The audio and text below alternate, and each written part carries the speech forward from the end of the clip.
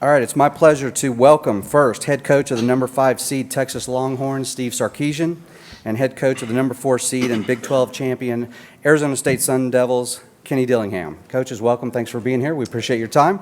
We'll start with an opening statement from each coach. When we get to questions and answers, raise your hand. I'll recognize you. We'll get a wireless mic runner to you. Please give us your name and outlet and then to whom you're addressing your question.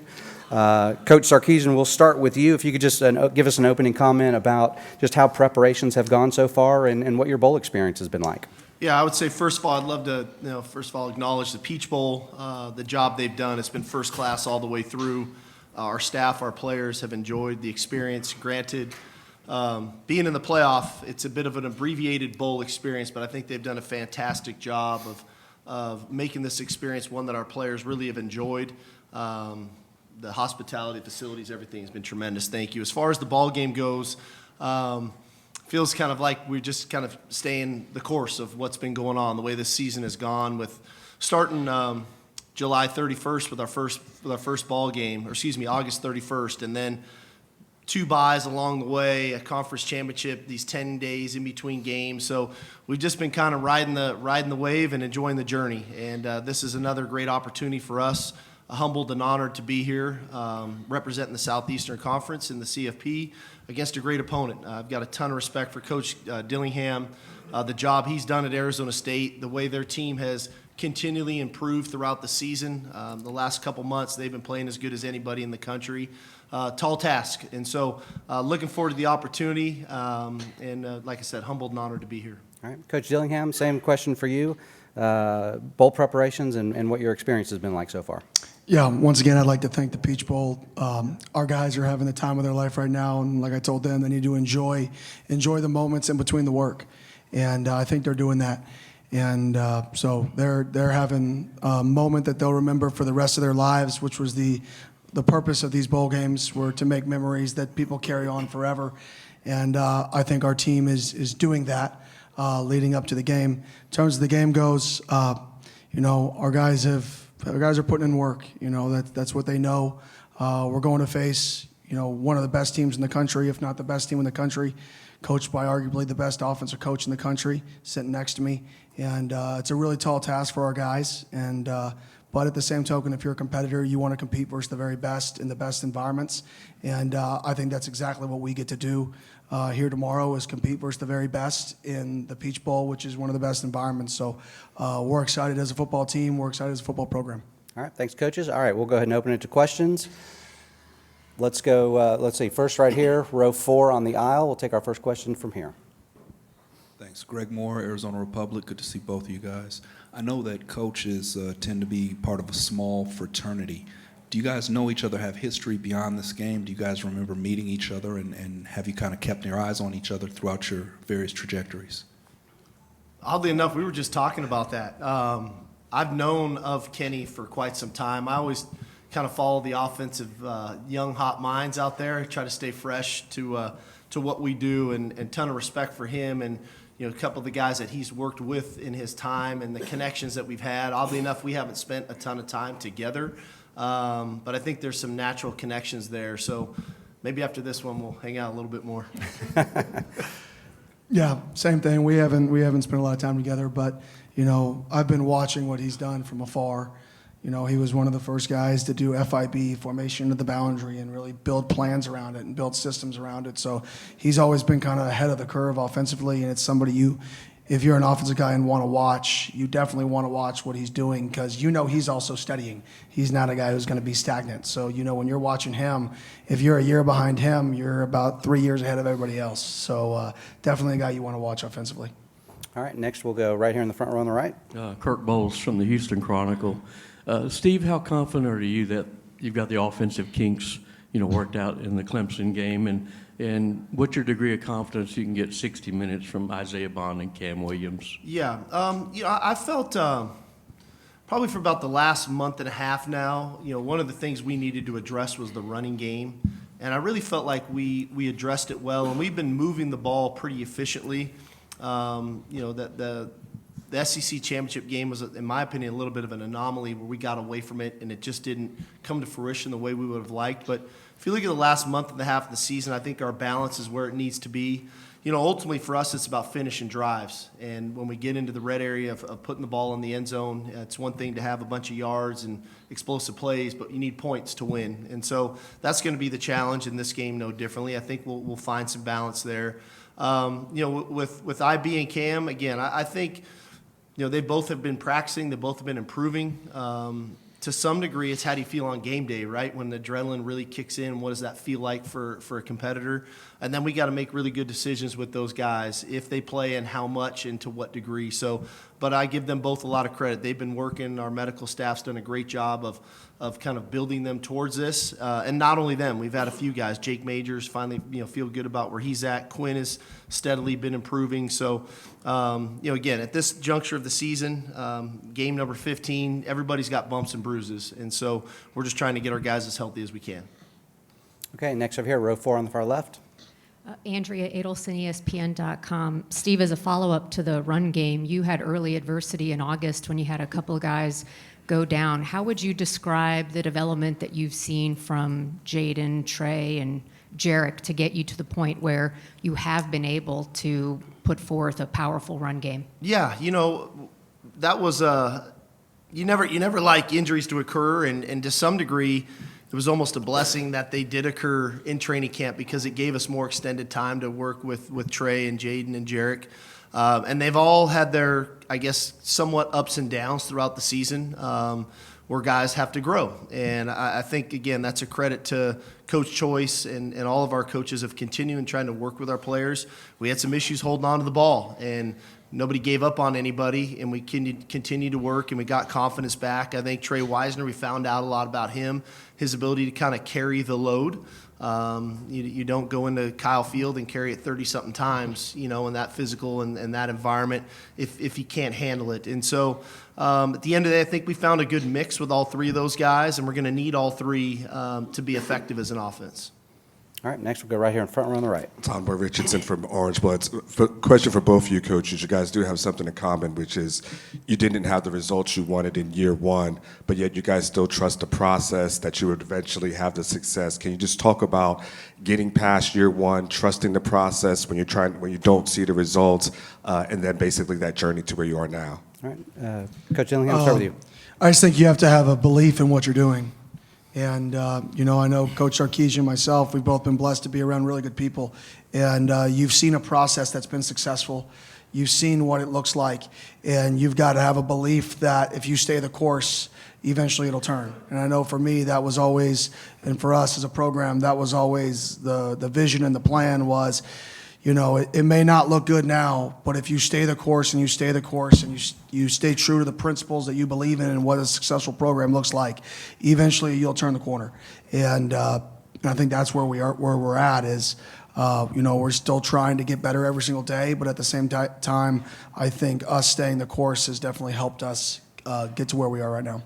I want to reiterate a lot of what Coach is saying because I think that's true. I think a lot of times, I've got a great mentor in Pete Carroll, and I remember taking the job, and I remember us struggling through that first year and losing games in the second half. We'd have leads, and we weren't finishing the way we would have liked.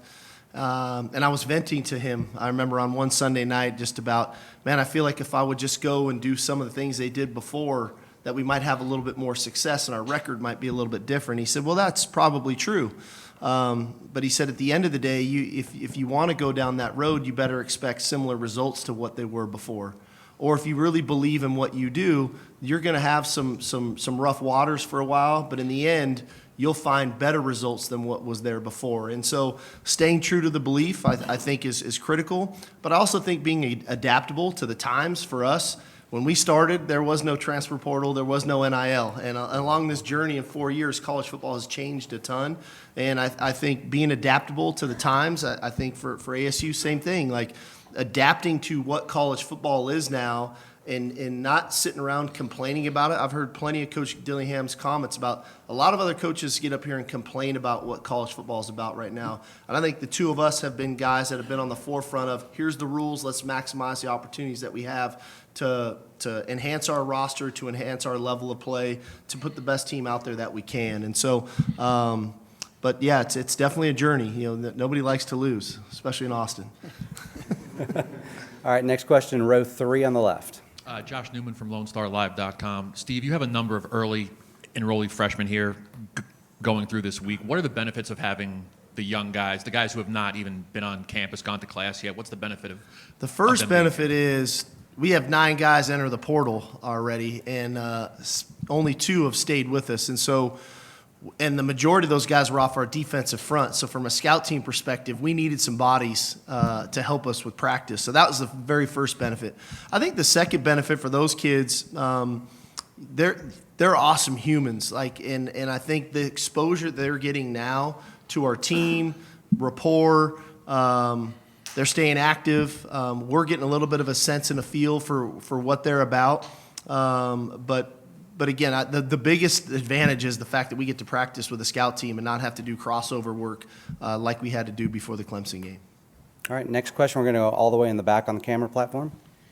Hey, gentlemen. Max Cepedo, Walter Cronkite Sports Network.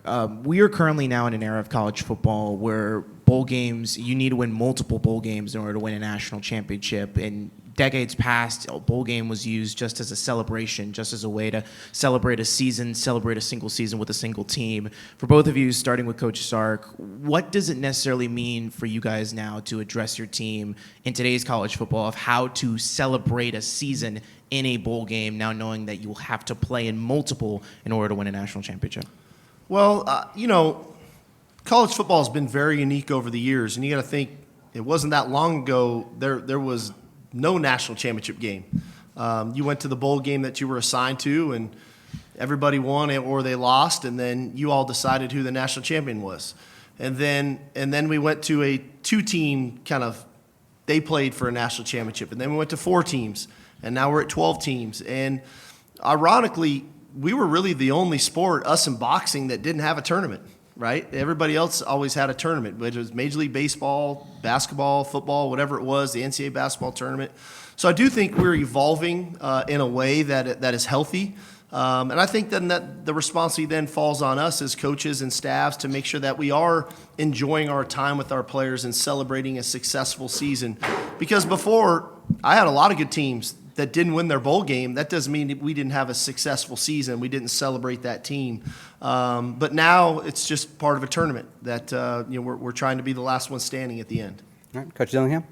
Yeah, I would agree with a lot of that. I mean, for us, we got to enjoy the moments throughout the process. You got to take it all in, but you also got to be able to get rid of those moments. So we got to enjoy the moment of being at the Peach Bowl and being welcomed and the guys enjoying the event they put on last night for us, and then get back to work. We got to enjoy the game, and if you win, enjoy it, and then you got to get back to work.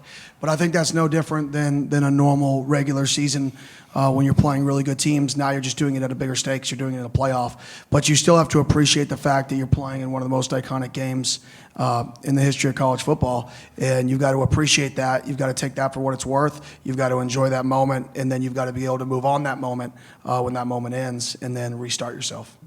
All right, next question, front row right here in the corner. Danny Davis of the Austin American-Statesman. Both Steve and Kenny, you guys both had an all-conference tight end on your roster this year. How important is that position, those guys, to what you guys want to do on offense? Yeah, I think if you actually statistically, there was a couple GMs that I knew in the league, asking them what was one of the greatest correlators to actually success, and it goes quarterback, and then ironically, there was a period of time where it was tight end. And that was the second greatest, in some systems, right, systems that we're similar to. That was the next biggest piece to having a successful offense in terms of the most value.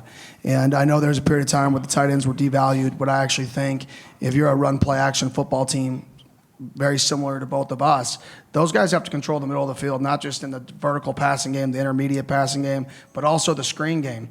And if you have a guy who's dynamic with the ball, who can block the C gap and also control in between the hashes consistently, vertically, intermediately, and at the line of scrimmage in the screen game, that is a weapon.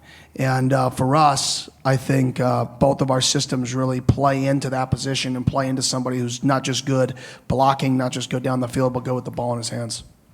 Yeah, I'd reiterate a lot of the same. I've answered this before. I would say after the quarterback in our system, probably the most important position is the tight end because of what we ask of him to do. From a formational standpoint, a blocking standpoint, a route tree standpoint, the multiplicity of the things that the tight end has to do in our systems make him extremely valuable. And when you have a good one, I think that makes our lives a lot easier from a play caller perspective. All right, next question, 3/4 of the way on the back on the left.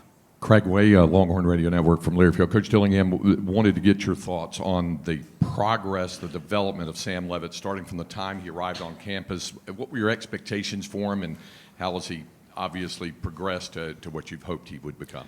Yeah, obviously he's a really good athlete. So when you get really good athletes when they're young, they want to scramble. They want to make every play with their legs. And I think one of his, not just the mental side of understanding protections. You don't just have to run away from the guy that makes you hot and make him miss like you do in high school, right? Because you're a better athlete than most people. He started to understand protections. He started to understand hots and to use his athleticism when it's needed, not when he wants to. And there's a big difference there. And I think throughout the season, he's really gotten better at when to use his athleticism, when to be ultra aggressive, when to not, when to change pros, which is part of being a freshman, is to help protect yourself. And has he exceeded my expectations? Yeah, I would say he has. And if I said he didn't, I'd be lying to you. He's done such a great job as a freshman to come in. And what people don't see is how hard he works behind the scenes. And any great quarterback is a great worker. And he's an unbelievable worker. He's an unbelievable person. He's super intelligent. He's super competitive. He was in the game room the other day. We had the event that started at 7. He was playing somebody in ping pong. Then he started shooting hoops. I left. I came back at 9:50, and I'm walking in with my wife. And I said, watch, I guarantee you Sam's one of the people left in here doing something competitive. And she's like, no way. He's over there still shooting hoops. And that's what has got him to this point, is he's wired in a way that he just wants to be the best all the time. All the time. And he has confidence in him wanting to be the best all the time. All right, same spot. Roger Wallace from NBC in Austin. Sark, what are some of the areas that maybe you weren't as sure about going into the season that have turned into strengths to help you get to this point? Yeah, I think naturally the depth on the defensive line, anytime you lose the quality of players that we lost a year ago with Murphy and Sweat, and I think we felt good about Alfred and Vernon coming in, but what would that depth look like at that position? And I think the additions of Bill Norton and Jermaine Lollet have been huge for us. I think the development of an Alex January where he's at, and then on the edges, you never know what your transfers might look like. I think the addition of Trey Moore has been tremendous for us. The evolution of Colin Simmons, it's just really supplied us a lot of depth. I mean, we feel very confident in our two deep on our defensive front with Sorrell and Burke on the other side. So that was probably the biggest question mark coming into the season. I'd say the second one was probably in the secondary. Making the move, putting Jade back at corner and putting Gilbo back in at star. The addition of Makuba and what that would look like with Taff and Derek Williams and Jelani McDonald and having that depth there. And so those two positions were probably the biggest question marks of what is it all going to play out looking like, and it's turned out pretty good for us. And we've endured some injuries there. Obviously, D-Will getting, he's out for the year, but the growth of Jelani McDonald and that three-headed monster and the rotation those guys have there. So in the end, it's worked out well. I think that's the value of the portal. You're able to kind of stop gap where you have some depth deficiencies, which we had, and those two things have worked out for us. All right, we'll go far right, second row. Chip Brown of Horns 24/7. For both coaches, if you could just give us maybe your best example of your quarterback's leadership this season and how they've evolved as leaders. I would say for us, it was Kansas game. We scored. We went down. Kansas came back and scored on a big play. And, we still are, we're feeling ourselves in terms of where are we as a program? Can we win close games? Can we not? And usually that's the biggest hurdle when you take over a program is how do you win games late? Now, how do you win close games? And part of that is players that thrive in those moments.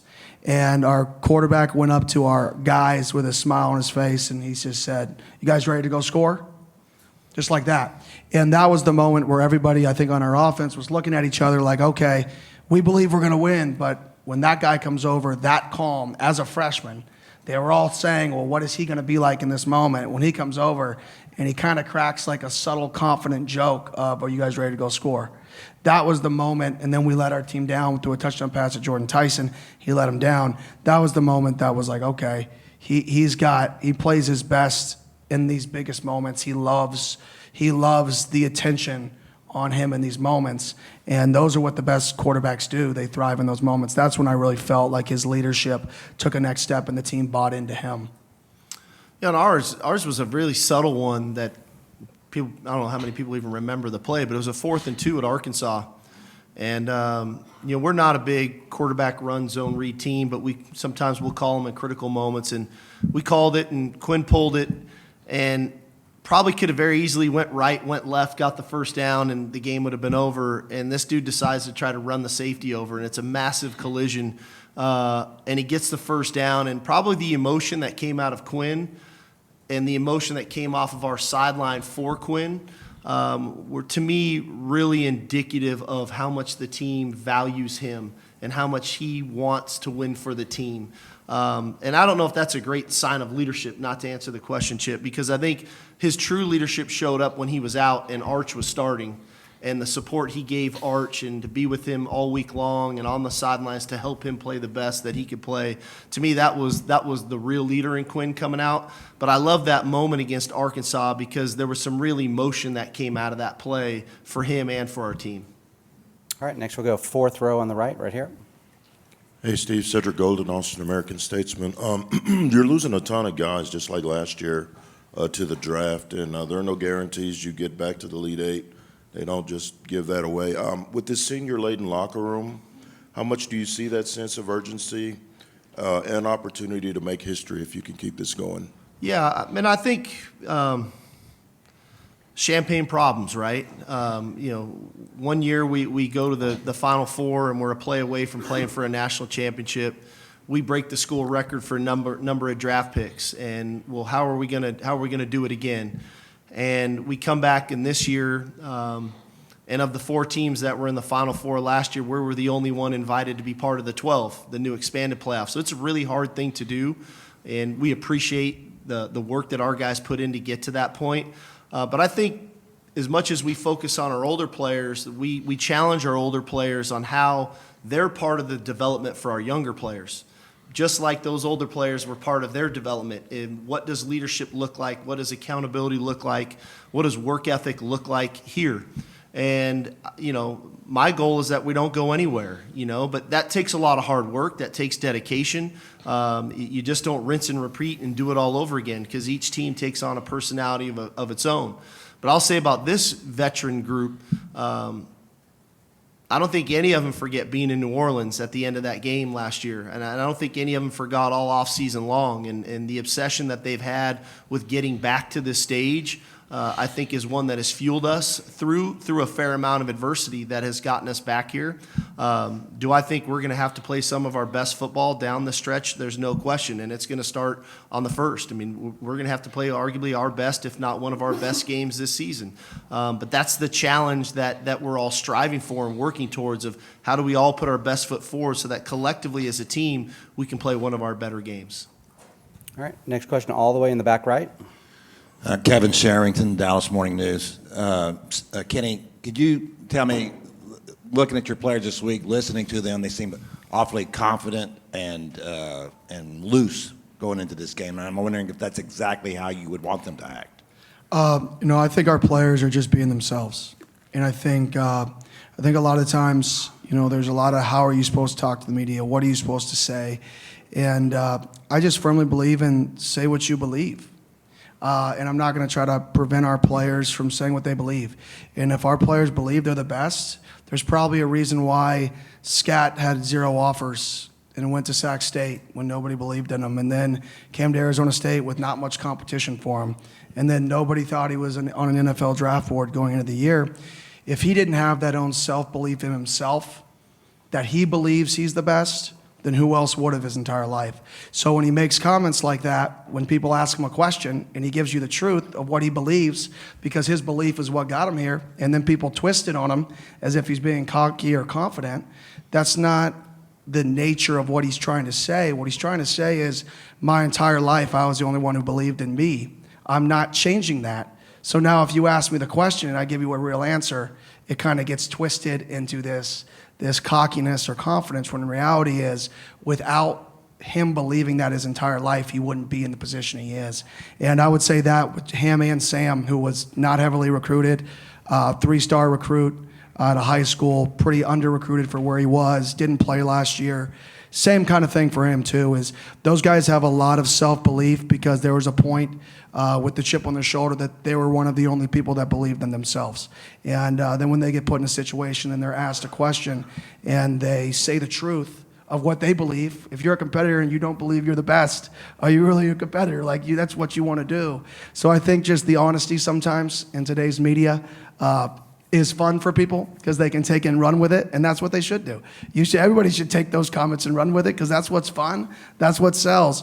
But those are just two really, really competitive people. It's nothing about the opponent. It's about their own self-belief. Sam thinks he could probably beat Michael Jordan in basketball. That's Sam, right? Scat thinks he's probably the greatest running back of all time because that's Scat. And I think that's what makes him unique, and sometimes when you verbalize those things, just what you internally believe, it gets twisted in a negative light. But I'm just happy that we have those guys in our team because they're ultra competitors, and I have their back. Jordan now or Jordan then? Jordan then, probably. Sam's pretty confident, and but like I said, if you're a competitor and you take the court or take the field in anything, and you don't want to be the best or compete versus the best, then something's wrong. That's the definition of competition. Yeah. Okay, next question, far left corner. Chris Cartman, Son of a Source. Just building off that, Kenny, is that the thing that's enabled this team to accomplish what it has? And is there a boundary at which point a team can become overly cocky or too confident? And for Coach Sark, how have you managed over the years confidence versus overconfidence, or observed that within your teams? For us, I always talk about, if you're confident versus cocky goes in your preparation. If your confidence in yourself starts having you prepare less than you have prepared, well, be prepared to be humbled because now you're letting it affect you. If you go about your business, and everybody should have a self-belief, whether you verbalize it to the media or not, everybody going into this game on both teams should feel like they're the very best. And if you don't believe that you can win the football game, we're 14-point dogs. We're facing a team that was picked to win the national championship preseason by a lot of people. And if you don't have that belief that you can win the football game, if you don't go that you believe you can match up, then you have no chance. So like I said, I think sometimes in today's nature, when we put a microphone in front of kids, they say what they're believing, and that gets pushed in a negative light, when in reality, they're just saying what everybody would be thinking if they were in their shoes. Maybe they just said it out loud. And people aren't supposed to say the actual response to the question. People want us to respond to the questions in the perfect answer that is supposed to be responded to, not the actual truth nowadays. And I think sometimes the 18 to 23-year-olds just say what they believe, and that sometimes gets twisted. Both those kids are incredible kids. I do believe that's a reason we're where we're at, is we got a lot of guys with a chip on their shoulder who were counted out. We're underdogs, and we're still underdogs. We're still counted out. But that shouldn't change your own self-belief in yourself. I think from our end, as a coach, our job is to build confidence in our players, right? Whether that's through the physical ability, the mental approach, the emotional approach. That's our job, is to build confidence. And then you have to continue to build that confidence through their preparation week to week to week, and then through their execution. It's one thing to be really confident and you don't play well, and then you're just still confident again. It's, well, why didn't I play well? What do I need to alter to get that back? And so again, there's obviously times when everybody gets humbled. We all do. As coaches, players, it is what it is. And the self-reflection, I think, is really important. Constructive criticism is really important so that we can continue to build and get better, because change is inevitable. We're either going to get better or we're going to get worse. We're never going to remain the same. And our job as coaches is to put a team out there that believes in what we're doing, but it's not a false sense of belief, that it's true belief because of the preparation and the plan and their brothers and the guys next to him, that he's going to do his job, so on and so forth. And so, but that's the life of a coach, right? That's what we do every day. That's why we get to, be around young people and try to instill things in them, not only for this game, not only for this season, but for life, about how they go about their business throughout life, even when adversity strikes. That's okay. How am I going to get on the other side of it and keep moving forward? All right, we've got time for 3 or 4 more. We're going to go next to here, front row in the middle. Gabby Chernoff, Sun Devil Source. Coach Kenny, Jake Plummer named an honorary captain for the game. What has his presence meant for the team throughout the entire course of the season, and what does it mean to have him back here this weekend as kind of a full circle moment for the program? Yeah, it's awesome for the program. I mean, we were talking about Coach Sark and I were talking about it. They were in the same class, I just learned, coming out, and we were talking about how the last time Arizona State played in a game of this magnitude was Jake Plummer was under center, literally under center, back then. And he was under center, and it was, he's what Arizona State, him, Pat Tillman, that era before, or the last time that, we've reached these heights. And having him back involved, having him around, having him want to be around, and that era people want to be around, hopefully it's infectious, and hopefully it continues on the next, few years, the next few decades. And we can kind of put a string of years and seasons and decades together of really good competitive ASU football. All right, next we'll go over here on the right, third row. Devin Henderson, Blaze Sports. For both coaches, you have been on either side of having a bye week in the playoff, and kind of talk about the pros and cons of whether you'd rather, keep the momentum and play a game in the middle, or have that extra rest and time to prepare. Well, I think that's a pretty easy one to answer. A year ago, I'd say it was great having the bye, because that's the situation we're in. This year, we didn't have a bye, so this is great too. I'm going to tell you exactly what our team needs to hear, so it is what it is. Yeah, I have no clue. I haven't been in both settings, so we'll find out tomorrow at about 5 o'clock if I like the bye or not. But at the end of the day, we're about to go play with 8 teams left. If you can't get excited to play, if there's an excuse for why you didn't play to the level of you played, something's wrong. At the end of the day, 2 really good football teams are going to go play each other, regardless of the bye or not. All right, fourth row on the left right here. Terry Middleton from Horns Illustrated. This question is for both Sarkisian and Coach Dillingham. So this week, the National Football Foundation and the College Hall of Fame put out a list of those that they're honoring for their role in college football and also for future generations. And you two are the future generation. So I'm curious, is there anyone in your past that not only taught you about football, but about carrying this legacy forward, and how do you have that conversation with your players? For me, obviously, Mike Norvell is one of the guys in the profession that's one of my mentors, and he's just a guy that I kind of look up to from that perspective. Obviously, he's young as well, so I don't know if that helps with the question. But ironically, I don't know as many coaches or guys that have been super successful I haven't been blessed to, maybe be around some of the older guys who have done it. I've studied from afar. I don't read books, but I listen to audiobooks, and I've listened to a lot of those guys' books and try to take in the Pete Carroll stuff and Bill Belichick stuff and as much stuff as I could acquire and learn. So I don't know if there's a specific guy, in that era that's being inducted, but I do know there's a lot of really successful people, and the one thing I have learned through all those people is they've all done it their own way. And there's no cookie cutter way to do this. You got to be genuine to yourself, and you got to take things you learn and make it your own. I thought you were going to tell us we were getting honored, Terry. I didn't. I said, where's Bianco? He didn't tell me this stuff. Anyhow, mine's pretty easy, right? I mean, I spent 3 years with Nick Saban, and I don't think there's been a better ambassador for the transition of college football than Nick Saban. And so the life lessons that you learn managing a program at a high level, how you treat people, how you develop your players, not only on the field, off the field, that's the legacy, right? It's easy to look at the national championship trophies or the Heisman trophies and think that's the legacy, but I think there's a standard in which he did the work that he did, whether it was at Alabama or at LSU, that's what you strive for, because I think that's what people remember about him. He stood his ground on issues that he believed in. He developed young people.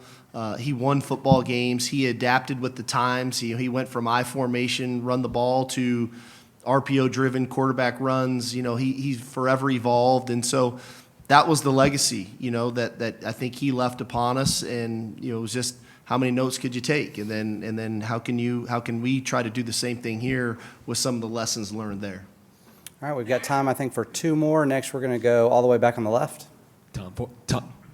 Tom Forbes with C-Trace Sports. Kenny, what's a similarity and a difference between Frank Kush's coaching style and your coaching style, and how has that shaped your success this season?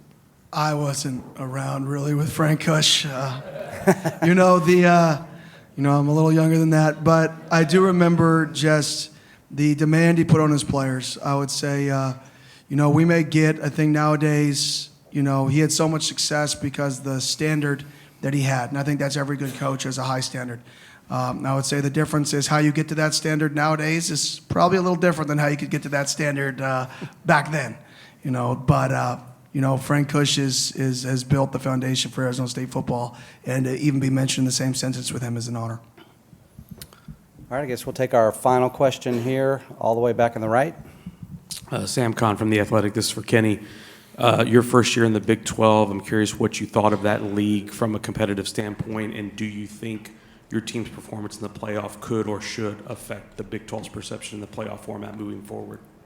Yeah, for us, obviously, the Big 12, really competitive league, really fun environments to be in. It was fun to travel to some of those environments and play some really, really good football teams.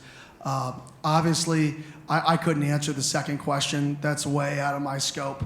I'm not that smart. I just know how to run power right and counter left, which is what Gus Malzahn taught me years ago. So I'll stick to the football. I'll let all the politicians and all those people stick to the who gets in the playoff and who's not. And, if we win enough football games, we'll be in. If we don't win enough football games, we won't. And if you get blessed to play another football game, you pour everything you have into it. And if it's the last one you play, then you should have won more games and repeat. So that's how I look at it. But I'm not going to get into the details on that. All right, gentlemen, that'll be our final question. Coaches, if you would, we're going to pose for a couple of photos with the trophy. If you guys would stand up and flank that. Percy and Gary, please.